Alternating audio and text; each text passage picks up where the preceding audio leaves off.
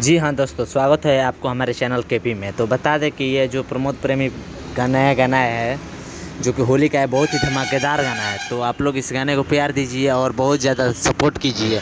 और आने वाले कल में देखिए बहुत ही ट्रेंडिंग टॉप होली गाना आएगा, तो आप लोग उसको प्यार देते रहिएगा। और साथ में ये खेसारी भैया का भी जो आया है कलम चबा गईनी, वो भी गाना के आप लोग प्यार दीजिए, सपोर्ट करीजिए, ताकि ट्रेंडिंग में गाना आ जाओ। अभी ट्रेंडिंग में नहीं किया बशर्ते 8 घंटा में 2 मिलियन क्रॉस हो रहा। और इहो गाना जवन के पोस्टर पे लिखल बा रंगता प्रमोद प्रेमी भैया के गाना बा। तो आप लोग इस गाना के सपोर्ट करी और देखत रही इनकरा के नए नए भोजपुरी गाना के अपडेट सबसे पहले हमारा क्या मिली। तो थंबनेल में जौन गाना के पोस्टर लागल बा, तो उ गाना के आप लोग सुनी और प्यार दी। और ऐसे ही हमारे चैनल पे प्यार बनैले रही, एगो लाइक शेयर सब्सक्राइब कह के तब जाए।